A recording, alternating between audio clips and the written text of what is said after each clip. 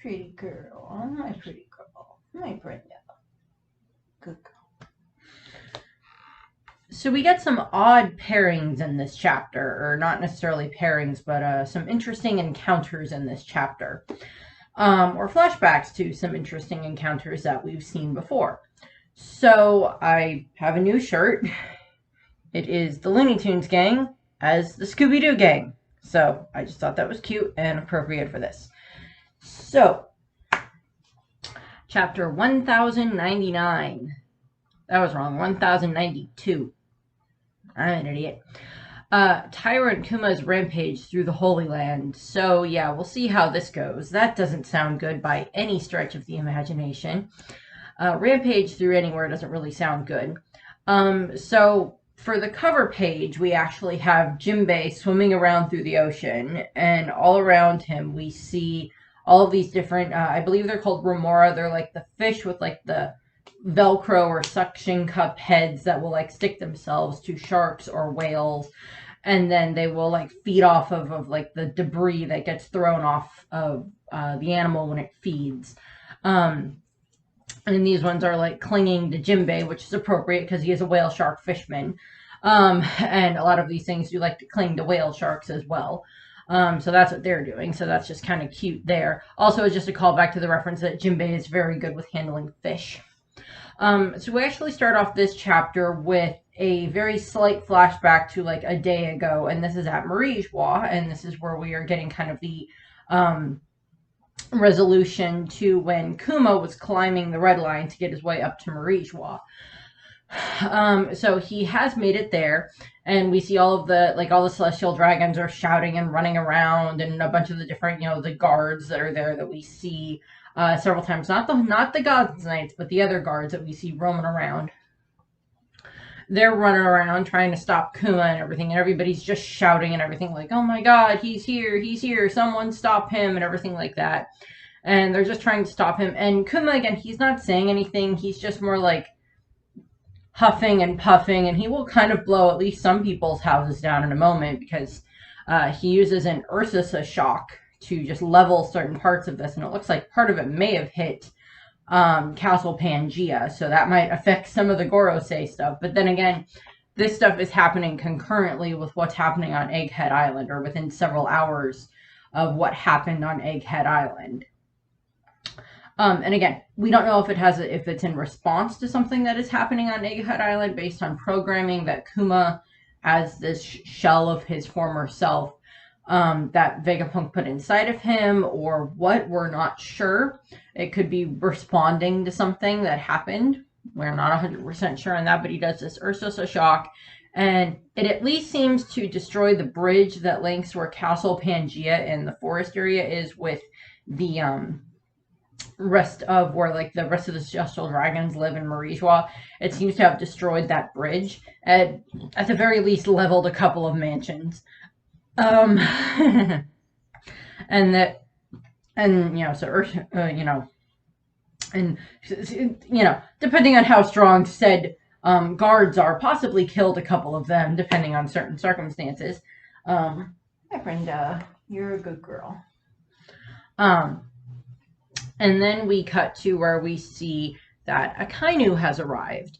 Now, whether or not he had already been at Marijois, or he like hightailed it up to Marijois as soon as he received word that Kuma was climbing the red line, because that would have definitely been something he was informed of. I think we saw that he was informed of it, and if anything, he would have just taken one of the Bondolas up. But also, given his power of being a magma logia, he could also just probably literally like scale the red line himself. But that would A, be a waste of power, and B, the Bondola would at least be more comfortable. But I don't know. We'll find out. He's there. He may have been there getting a talking to from the Gorosei, for all we know. But he's like, what do you think you're doing? Picking up where the Revolutionary Army left off. So this is, again, it's, Akainu, and I can't do his weird southern-ish accent. the damage you guys have done here is just unprecedented and everything. First, it's the Revolutionary Army shows up and they cause all of these problems and everything, and they manage to steal you, and they manage to, free a bunch of the slaves and cause problems. And now there's this whole, the blockade around Marijois, so so the celestial dragons can't get their food and everything like that. And they're running out of food. And, now you show back up here after scaling the red line, and now you're just causing all of these problems again. You're causing all of this damage. Just, what is going on here and everything. And I highly doubt that, I kind of know I highly doubt trusted anything that Kuma ever said, but he wasn't the fleet admiral at the time when Kuma was made a warlord. So he didn't really have much of a say in what happened. So I highly doubt he particularly believed that Kuma was actually on their side. He doesn't like this. He didn't like the warlord system to begin with. So yeah. So we see some of the busted up, soldiers that are there that are the Celestial Dragon guards, and then they get stepped on by a Celestial Dragon who's just like, you miserable excuse for a guard. I wanted lobster for dinner last night, and they told me it was out of stock. So it's just like, again, it's, the extreme version of like first world problems coming from the Celestial Dragons of like, I couldn't have lobster last night. I had to settle for foie gras or whatever else they wanted to throw in there for like a very, very fancy dinner. I've never had lobster. My cousin just moved to Maine, and she, I think, was at like one of their big lobster things there, because I believe Maine has a big lobster culture there. So she got to have a bunch of lobster, and I'm hoping she enjoyed it, but I've never had it. And everything. So we see all of these Celestial Dragons that are there. They're just like the typical Celestial Dragons and everything. We see men and women, but we don't really get to see too many of their faces, and we don't get names for any of them. But they're all just like yelling at Akainu about the fact that it was like, where's our food? Where are our where's our stuff? We want our slaves back, blah, blah, blah, blah, blah. But, this has never happened before. And how could you let the food supply of Marijois dwindle? What are we supposed to do? And never mind that. You've allowed someone to hurt us. It's like, forget about the food. You allowed someone to make their way into here and actually cause damage to our home on top of what the revolutionaries just did. Just to hurry up and defeat him, and then execute that, lowly slave and everything. Because that's all they see Kuma as, was this like indestructible slave that they could just do torture on the poor man and everything, and he wouldn't do anything back to them. We saw Roswald do that to Kuma when Kuma was first reintroduced after the 2-year time skip and everything. So we see all of that. That's just piled upon there. And we just see, Akainu is just, staring down Kuma. And again, Kuma's not saying anything. He's like huffing and buzzing and not really doing any, not speaking or anything like that. But we haven't really seen him speak since, I think the last words we actually heard him speak were to Frankie, when Frankie returned to the Sunny, and Kuma had been protecting it for the 2 years, and he like looked at Frankie and he's like, you are a straw hat, I will hand the ship over to you now and I will leave. And he left. And that was, I think, the last words that we heard Kuma say that were not either in a flashback or from the Seraphim Kuma, that were like chronologically, I think those were the last words that we heard Kuma say, because we haven't had him say anything else. I don't believe so. Like these huffs and buzzes and stuff like that. So, that was just something that occurred to me. And, and I kind of just like, well, if we can't control you, and then this is it. We can't allow dangerous men like you to run wild. And your personality was supposed to have been erased years ago. What in the world could a walking corpse like you have to go to? Where in the world would a walking corpse like you have to go? Well, first of all, he is kind of a walking corpse, unfortunately, but he's not quite a zombie. He's not quite like a Moria zombie, because then at the very least, they at least have an objective. Attack thing over there and bring me its shadow. Or serve my weird, crazy, creepy doctor soup and make him angry about it. Um, and then we just have Akainu uses his Hellhound, which is one of his one of his big attacks, and he attacks Kuma. I think it's the same attack. I think I heard that it's the same attack he used against Whitebeard at Marineford, and he seems to melt part of Kuma's face, part of his hair, and he may do some of his shoulder as well. I can't quite tell in the shot, but he at least does some amount of damage to Kuma. And Kuma starts bleeding, which, I mean, we know that the Seraphim have green blood and such, and even when Shaka was shot by York, there did seem to appear to be some form of blood.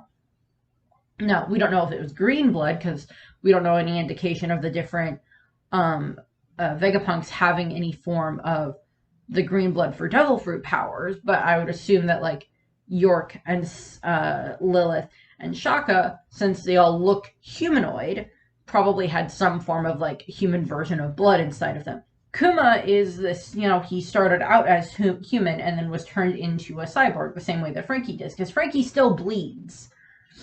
We've seen Frankie bleed multiple times throughout the story. Even in Wano, at times, we saw Frankie bleed, I believe, during his fight with Sasaki.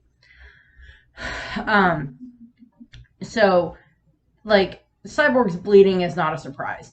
But Kuma has also had so much else done to him and had so much of his humanity taken away that there is that reminder that he can bleed. If you cut a stone, will it bleed type of a thing. It's like you still seem to have some blood pumping through your veins. And he tries to attack Kuma again. Or he seems to at least land some form of a hit, and Kuma just seems to get up and start running. And then Kuma, it looks like part of Akainu's attack hits one of Kuma's feet, and it may melt part of that off, and then Kuma seems to have blipped himself, where he, just pops himself away. Now, we don't know where he's going. He could still be within the boundaries of Marie-Joie, because Kuma does have the power to control how far away he wants his paw, his Niku powers to take him. But again, that does confirm beyond, of course, what we saw at Kamabaka Kingdom when he escaped from Lindbergh and Dragon and Ivankov, that he can still, blip himself away. He can still pop himself away with his Niku powers. So that's fine. Akainu does not seem happy about this. And then we get this little bit of a flashback, which is, I think, like the other half of the flashback from when Akainu and Bonnie encountered each other in the New World, when he had captured Bonnie, or after Blackbeard had captured Bonnie, ran away, and then Akainu showed up. And I think we get the other part of that conversation. And he's talking to her. It's like, it doesn't matter how much you cry about it. Kuma's consciousness will never return. He volunteered to be reborn as a weapon. And this is where we see, Bonnie, like, tied up on that island that was, like, covered in magma and really, really hot island and everything like that. So Akainu's perfect little dream house. And, he shows up there, and this is where he's interacting with her at that point in time. And this is, and she's just like, liar. He'd never offer himself up. He'd never leave me behind. So, this is the Bonnie that was, like, pre-showing up at Punk Hazard, pre-showing up at, Egghead Island and seeing all of the Kuma memory bubble and everything like that. So this is Bonnie that is still very much this thing of her father leaving her, is very raw at this point in time, and she just witnessed a whole bunch of stuff that happened at Marineford, because that was, like, aired all over the world, thanks to the Marines, B Buggy intercepting it and everything, and commandeering the broadcast. So she saw all of the different pacifistas based on her father, and then she also saw her own father there, and possibly heard what Doflamingo was saying about him, that he's just nothing but, like, a puppet now and everything. And we don't know how much, like, the Bonnie, like, pre-time skip Bonnie, we don't know how much she knows about like, Kuma's dealings with the revolutionaries, like, when he was a revolutionary. Like, was she there with him? Had he, like, put her somewhere else to keep her safe during that time frame? how did that work? Was she still on the Sorbet Kingdom for a time frame as like the princess, and he had just kind of like left and joined the revolutionaries and everything like that, and still kept in contact with her? We don't know. This is stuff that we will hopefully find out via either from Bonnie's perspective in a flashback from her, or when we find out more information about what she saw in the bubble with the memories and everything. So again, this is very much this whole, these, father-daughter bonds that I've talked about previously in One Piece, where I did a whole video about that. And, I mean, and as I pointed out in that video where I talked about that, Oda himself has 2 daughters, and as far as we're aware, he probably adores them and wishes he could spend more time with them. But he also wants to finish his magnum opus in the form of One Piece, which is fair. And so, if he wants to take more breaks and spend time with his daughters and his wife, I have no problem with that. Let him do it. But, we get some more information here, and, back to the present, or back to the somewhat present on Marie Joie, where kind of like, where did Kuma go? And he's like, and the Celestial Dragons are then yelling at him again, you let him escape, and you have the gall to call yourself Fleet Admiral, and kind of just not paying any attention to this, because he does not like the Celestial Dragons anyway. That's one thing that him and Kuzan and Garp all probably agree on, is that none of them like the Celestial Dragons, and I don't think Sengoku particularly cares for them either. So, they don't care for the Celestial Dragons. Neither does Fujitora. That's, again, probably one of the very few things that they agree on. But, again, because we know that Akainu does not like the Gorosei either. But he's just like, where could you be going? You've lost your will, your mind, everything. You're just a damned puppet now. And he's just like, he's trying to figure out where Kuma could have gone. Now, I'm sure there's probably going to be a whole bunch of stuff of like, oh, Kuma went to go find the giant straw hat that's in like the cellar and like the giant frozen basement of Marie Joie. That's where Kuma went to. Kuma's going to pop back to Kamabaka Kingdom, or Kuma's going to make his way to Egghead, and he at least had to get over the red line to get there, and blah, blah, blah, blah, blah. That's a possibility. I don't know. We'll find out where Kuma's going. There's an unlimited amount of areas that Kuma could be going to. And again, there's still the theory of, trying to take the Kuma memory bubbles and put them back into the Kuma's actual body, or take that bubble and put it into the Kuma Seraphim, into S-Bear, and see what happens there. That's also a possibility. Those are both very big possibilities that people are trying to go with, because then the Kuma, then the S-Bear would want to protect Bonnie beyond its other programming and everything, and that would be a way of getting around the stupid programming of obeying the chip and the hierarchy and everything like that. And that would fall in line with what we saw happen with S-Snake, where S-Snake willingly freed Luffy's friends, because Luffy was Luffy and S-Snake is still part Boa. Still part Hancock. And so that would still perfectly make sense there. Since Kuma's Seraphim, since S-Bear would still have, that lineage factor from Kuma, that it could still click with something with Bonnie. But I don't know if S-Bear has seen Bonnie yet. Or if he did, it was very, very brief. And they didn't really have a chance to interact. So we'll see what happens there. So then we cut back to Egghead, and this is again current time. It looks like the Marines, a bunch of the Marine ships have reached the actual edge of the island. All of the different sea beasts, the weaponized sea beasts, have been defeated thanks to the Mark III pacifistas and everything like that. So all those poor sea beasts. And everything. So they've made their way to the island. So all of the different Marines made their way to the island, and they're making their way toward the Labosphere and everything. So we're just getting all this information going over the different radios of, blah, blah, blah, blah, blah. And it seems that, Admiral Kizaru has managed to make his way, has managed to infiltrate past the Labosphere, above the clouds. So, he's up there and everything. And then we cut to where we see Kuzan, or, where we see Luffy fighting against Kizaru. So we see them fighting against each other, and Luffy is in his Snake Man form, so he has not gone Gear 5th yet. He's in Snake Man, and he seems to be. We can't tell if he's actually causing damage to Kizaru, but Kizaru is like, you're clearly definitely improved, and you're definitely the man who took down Kaido. It's clear you really are the man who took down Kaido. Now, admittedly, I don't know how much information they know about the fact that Luffy had a lot of help with that, with Zoro and Law and Killer and Kid, and with, the the Scabbards and Yamato and everything, with all of them continuously helping deal more and more damage to Kaido as the fight went on and everything like that. Which, but it's still that same concept of like, Luffy is the one that managed to finish off Kaido and finally take him down and everything. So Kizaru at least seems somewhat impressed with that. So there's that. And he's like, you're a tough one, and yet I have to wonder why a pirate like you would want to protect Vegapunk.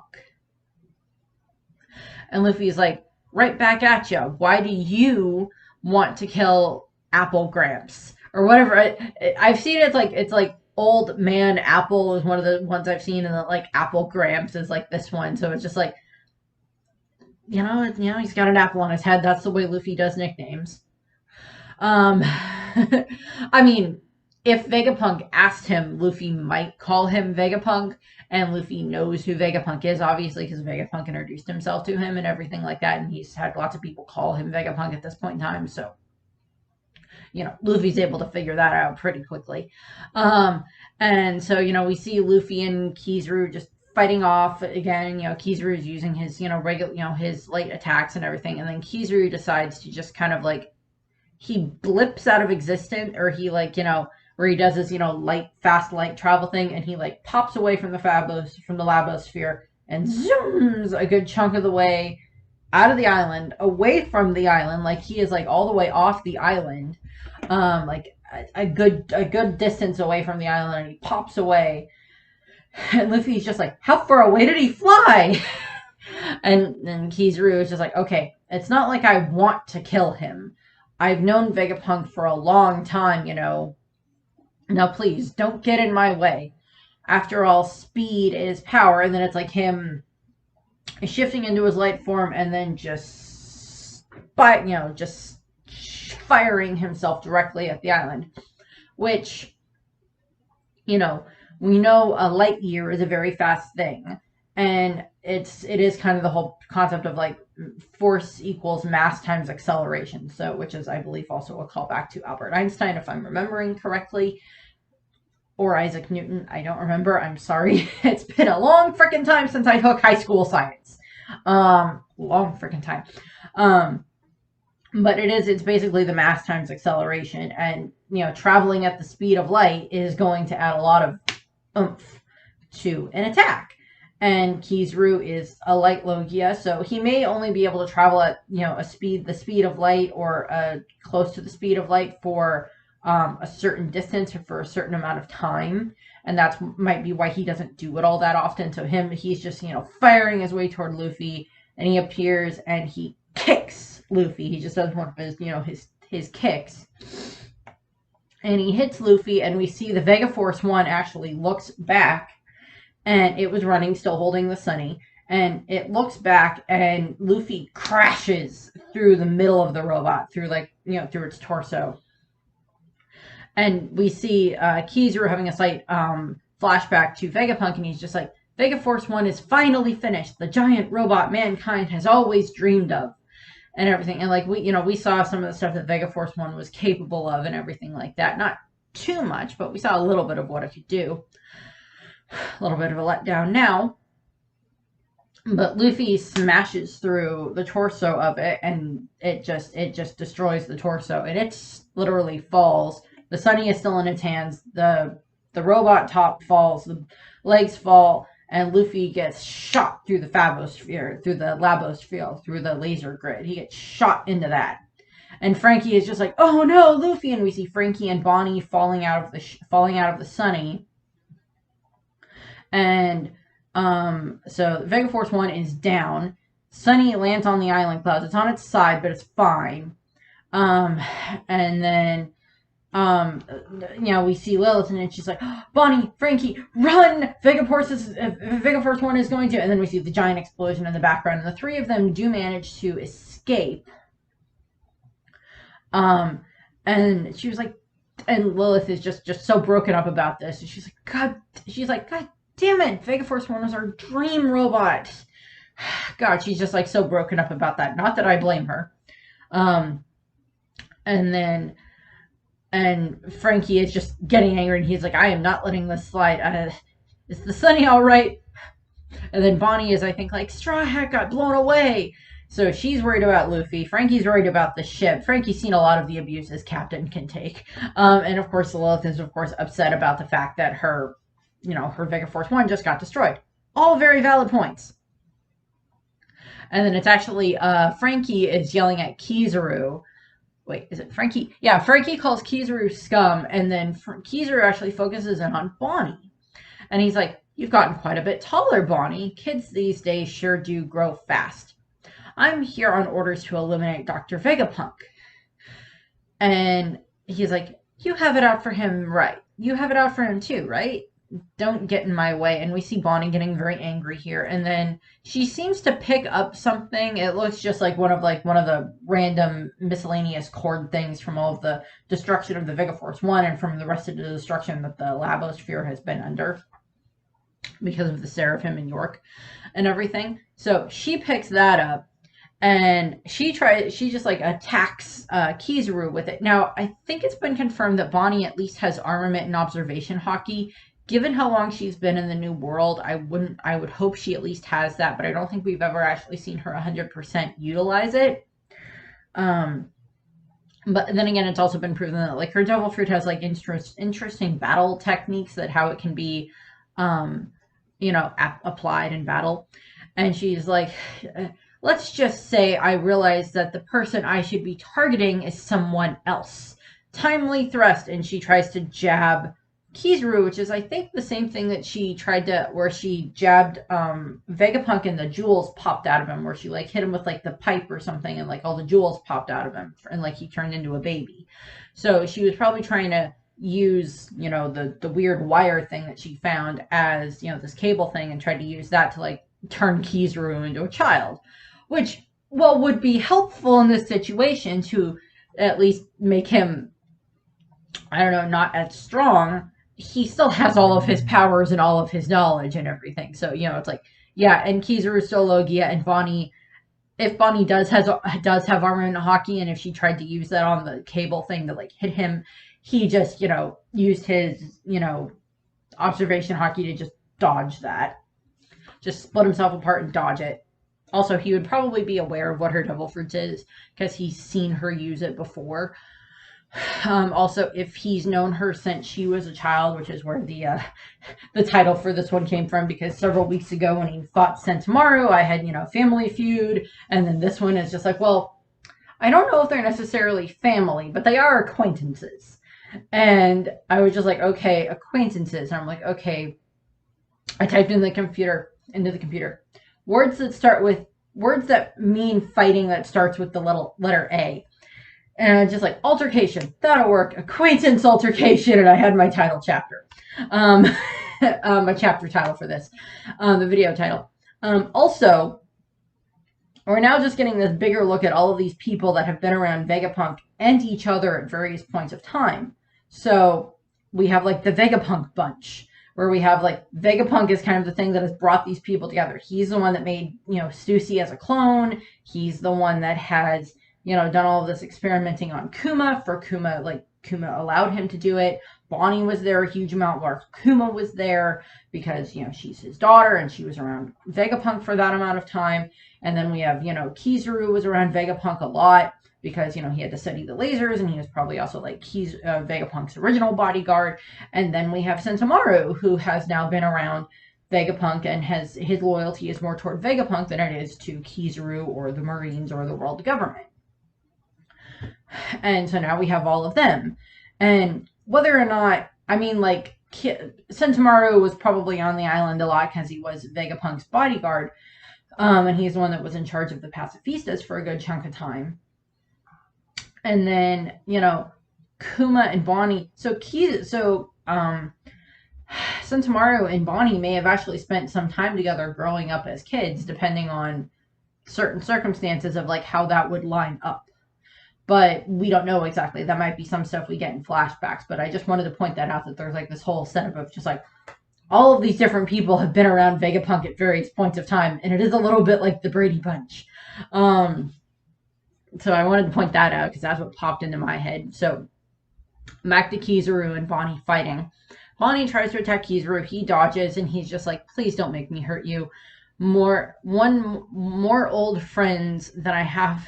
Please don't make me hurt more old friends than I have to for this mission, because he's already had to fight Sentomaru, and he then kicks Bonnie in the head, I think, with one of his light kicks, and she goes flying. Frankie is watching this, and he sees that she hits the Labosphere, the laser dome. So both Luffy and Bonnie have been knocked into the laser dome. Luffy I'm not as worried about, mostly because I know that what happens at the end of the chapter. Bonnie I am a bit concerned about because she's not nearly as strong as Luffy. So she gets knocked in the barrier.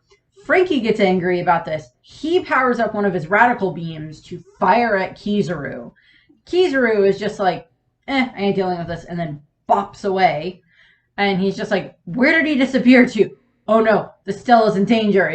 Lilith is just like, oh no. And they both grab like the little baby Denden Mushi, the communication Denden Mushi that they have, and yells into that to get to the control room.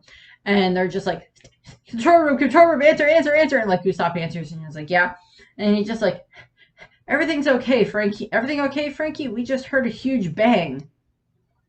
And we see Stella and Edison and Atlas all celebrating, and they're all just like, we did it, we cracked the code, we got past York's the password that York set and everything like that. And they're like, take that, York. And York's just like, damn it, you bastards did it, damn geniuses.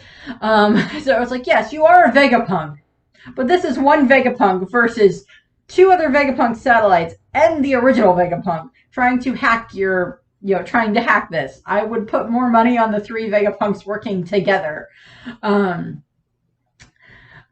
I don't know if they're going to tell us what the password was, but I have a feeling that if they don't tell us that in the actual story, someone may ask Oda what the password was in like an SBS. It's like, hey Oda, what was York's password that she had set up for like the Labosphere and everything like that? What was the password that she made? Was it food?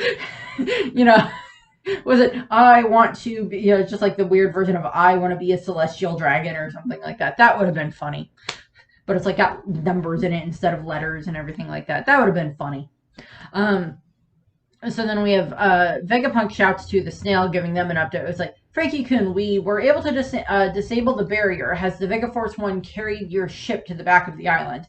And I was just like, no. And then right at that point in time is when Kizaru shows up in the lab.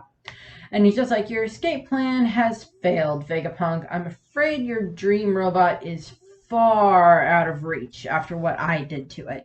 Technically, it's you knocked Luffy into it. It's not necessarily what you personally did to it. But yeah, sure. Yeah, you definitely did a lot of damage to it. And then we have where Kizaru's in the lab and he is staring at Vegapunk, and Vegapunk's just like, oh no, and everybody else is just freaking out at this point in time. He's just like, oh my god, Kizaru, when did you? And he's just like, this isn't as easy a mission. This isn't an easy mission for me, and I don't want to drag it out. And he's just like, oh god. And and then we hear this big boom sound, and then we hear the, oh god, that hurt. And then we hear the weird laughter sounds, like the laughter style that Luffy goes into, I think, when he's in his Gear 5th, or it's the Nika, it's the drums of revolution, drums of liberation, going off. And Luffy has grabbed Kizaru. He's in his Giganta form, his giant form, and he's grabbed Kizaru, and he is just like, it really burns, because like Kizaru is probably trying to like turn it to his light form right now, and Luffy is just like pinning him there with his power. I mean, we saw Luffy, in like one of the last episodes, of the anime at this point in time, Luffy used like the Gumu Gumu no lightning on Kaido, so like him grabbing Kizaru is not that big of an issue with him being able to grab him. And Kizaru's just like, there you are. This is, oh boy. It's just like, oh, that's not what I was expecting. It's kind of like what's on Kizaru's face. And at this point in time, Luffy is not a happy camper. He's just like, you have some nerve knocking me all the way down there. I had to cross through the barrier twice. I thought I was going to die. I thought it was going to kill me. So it's just like Luffy got knocked out of the Labosphere, through the laser grid, down, and then he had to go back up through the laser grid to get back into the lab so that way he could then save them. So he was in his Snake Man form when he got knocked out, so that's Gear 4th. And then he managed to get back in, and he may have had to turn into his Gear 5th form in order to try to get past the lasers, simply because of the fact that at that time, that probably would have been the best idea, because like I don't think Gear 4th has really any good natural defenses against that. So him turning into like his full sun god form would make sense to try to get past the laser grid, because then using his Toon Force powers, he would be able to bend the lasers and get inside. But that doesn't necessarily mean that Luffy would have thought about that, and he may have just like, strong-armed his way through, which is very much an applicable Luffy thing that he would do. So Luffy now has Kizaru, and Kizaru actually kind of looks like he's sweating there. He's like, "Oh, that's not good. Oh boy, that's not good. Giant straw hat. Oh boy."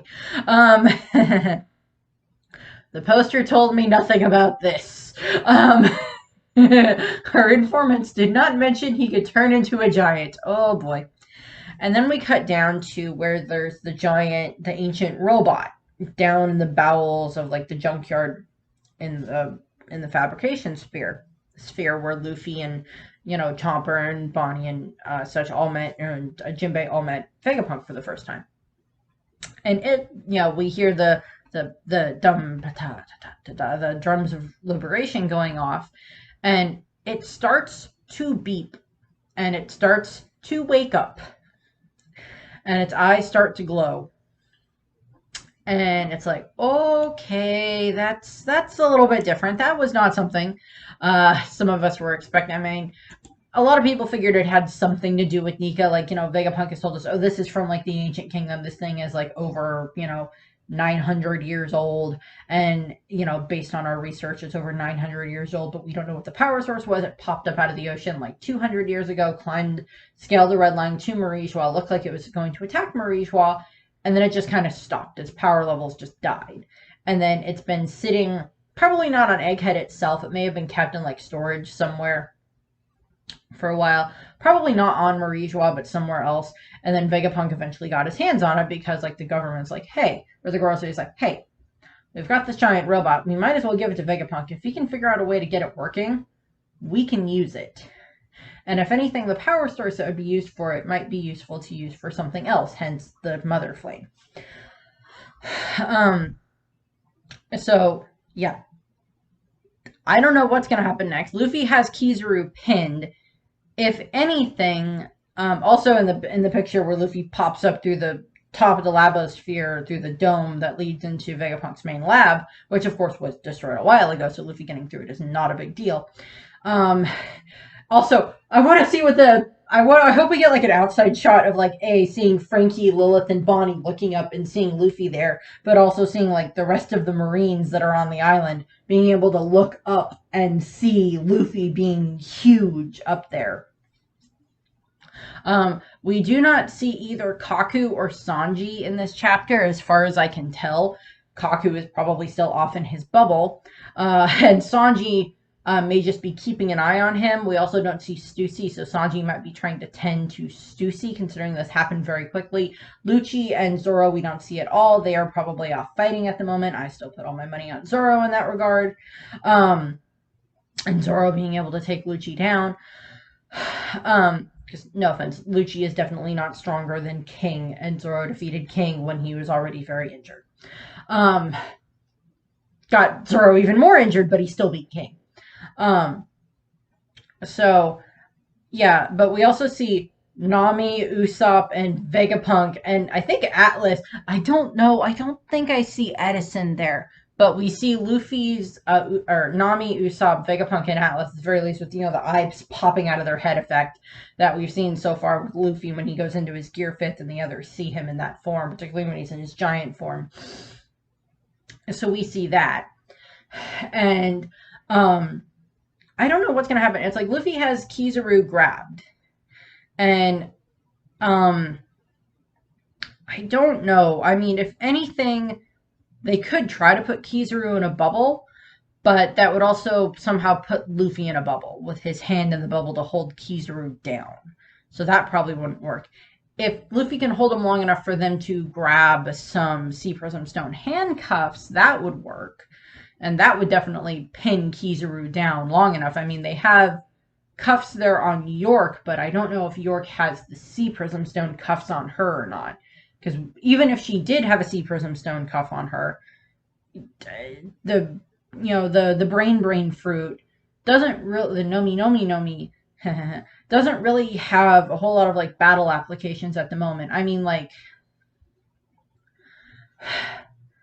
yes, it would make sense to like still put the Sea Prism Stone handcuffs on because they put the cuffs on Vegapunk earlier, but I don't know if that would make sense to put them on York. Then again, it may just be those are the default handcuffs that they had and they put them on her anyway. And if they can put the cuffs on Kizaru, then he can't use his powers anymore. And then they can keep him pinned down. And then they have time to work. And then since Luffy's in his giant form, he should technically be able to pick up the Sunny once Kizaru's all taken care of. Luffy can, pick up the Sunny, move the Sunny to where it needs to be, get everybody on the Sunny, and then if Luffy needs to, he can rest for a couple of minutes, depending on stuff, and then they can then, get on that, and Luffy can, like, jump them away from the island in his, giant form, and then once they're far enough away, they activate the Kuda Burst, and then they head off that way, and then Luffy jumps himself back onto the boat, back onto the Sunny. So it's still the same basic plan, except that they're not going to be using Vega Force 1. And it would mean that someone would not have to stay and pilot Vega Force 1 and then have to try to like jump from Vega Force 1 to the boat, to the ship. So I don't really know what to say about that. Kizaru getting him taken care of is still the main threat right now. I mean, yeah, they got all the other Marines showing up at the island, at the bottom of the island and everything like that, with Dahl and Doberman and however many others. And we've still got St. Saturn to deal with, plus Caribou somewhere on the island, plus whatever other, any of the Blackbeard pirates that have shown up at this point in time. If Lafitte and Katarina Devon are on the island, then they're there to deal with as well. But given the fact that Atlas and Edison and Vegapunk themselves were all helping with hacking and everything like that, I highly doubt any of them are Katarina Devon. And again, we don't know. We'll find out if Katarina Devon has actually managed to infiltrate. Same thing with Lafitte. We'll find that out later. What would make sense now would be for them to, if they couldn't get into the Labosphere before, would be for them to grab one of the Marines, hypnotize a Marine, make them go away, turn Katarina into, Katarina copies herself and turns into one of the Marines, possibly Dahl, and then try to make their way into the Labosphere that way and try to get a hold of Vegapunk that way. That would be one way of doing it, but that's just my thought. So, there is no break next week, so there should be another chapter next week, or I don't think there's a break. Nope. So that's what I have. I thank you very much for watching. I hope you enjoyed the video, and I hope you have a nice rest of your day. Bye. Brenda, can you say goodbye? She wagged her tail. There you go. Bye.